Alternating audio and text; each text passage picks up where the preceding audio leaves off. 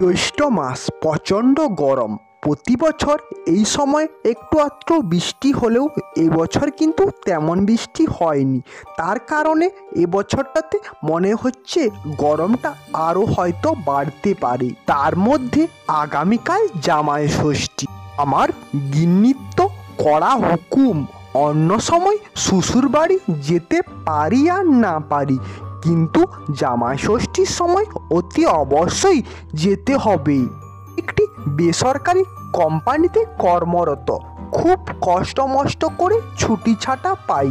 আপনারা তো জানেনই বেসরকারি কোম্পানি হলে কেমন অবস্থা। তারপরেও বসের কাছে অনেক কাকুতি মিনতি করে দুদিনের জন্য ছুটি পেয়েছি। এই এবছর জামাই ষষ্ঠীর জন্য ওখানেই যাচ্ছি। আমার বাড়ি থেকে শ্বশুর বাড়িটা বেশ অনেকটাই দূরে।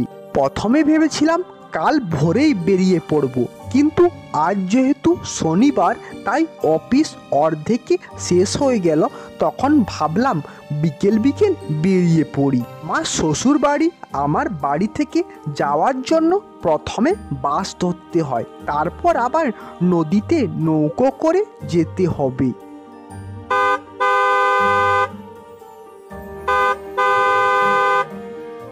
বাস থেকে নামতে নামতে প্রায় সন্ধে হয়ে গেছি। তখন ঘড়ির কাঁটায় বাজে 6:45। মনে মনে ভাবছি এখন নদী পার হওয়ার জন্য নৌকা পাবো তো? ডাক বাবা, এখন তো দেখছি চারিদিকে ঘন অন্ধকার হয়ে গেছে। আমি ভাবলাম সন্ধ্যের আগে ভাগে নদী পার হয়ে যাব, কিন্তু সেটা তো আর হয়ে উঠল না দেখছি। এখন আর কি করার আছে, দেখি নদীর কাছে গিয়ে যদি কোনো নৌকা পাই তো। তারপর আমি ঘন অন্ধকারের মধ্য দিয়ে হাঁটতে শুরু করি। বড় রাস্তা থেকে নদীর মধ্যে ছিল একটি ঘন জঙ্গল। সেই জঙ্গল পের হয়েই তবেই নদীর কাছে যেতে হতো। জঙ্গলের মধ্য দিয়ে আমি নদীর দিকে এগিয়ে গেলাম।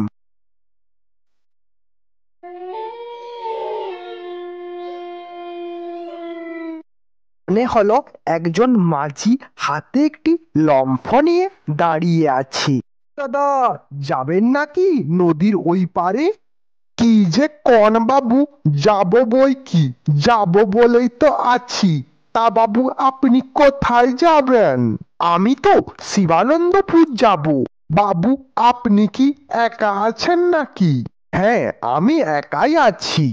একা বলতে মাঝি একটু কিন্তু বোধ করছিল, যদিও সে মুখে কিছু বলতে পারেনি।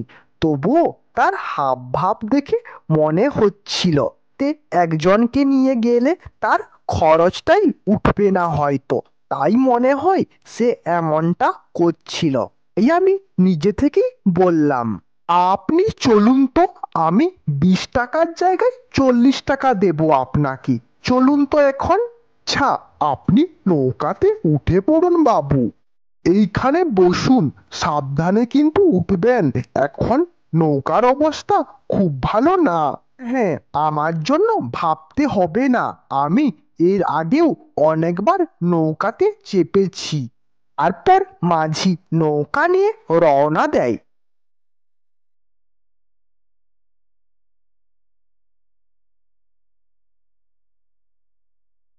কিছুক্ষণ এইভাবে নদীতে যাওয়ার পর হঠাৎ মাঝি আমাকে দেখে বলে, আপনার পোশাক আশাক দেখে তো মনে হচ্ছে শহরে শহরে, তা আপনি এখানে কি করছেন?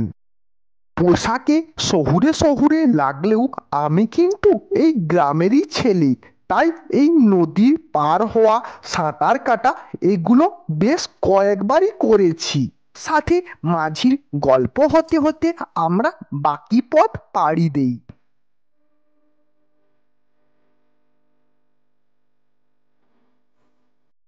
এবার নামুন, আমরা এসে গেছি। খুব তাড়াতাড়ি পৌঁছে গেলাম তো, আপনার সাথে কথা বলতে বলতে কখন যে পৌঁছে গেলাম। আমি নৌকা থেকে নেমে মাঝিকে ওর প্রাপ্য 40 টাকা দিয়ে সেখান থেকে বিদায় নিলাম। রাত মনে হয় অনেকটাই হয়ে গেছে, তারপর আমি আবার আমার শ্বশুর বাড়িতে কোনো খবর দেইনি আমি আসছি বলে। যাক, ওরা যা ভাববে ভাবুক, আমি এখন তাড়াতাড়ি পা চালাই। আমার শ্বশুর বাড়ি যাওয়ার জন্য নদীর ঠিক পরেই একটা ঘন জঙ্গল পার হতে হতো। ও ঘন জঙ্গল, একটা কাকপক্ষী পর্যন্ত নেই, শুধু দূর থেকে ভেসে আসছে শেয়ালের ডাক।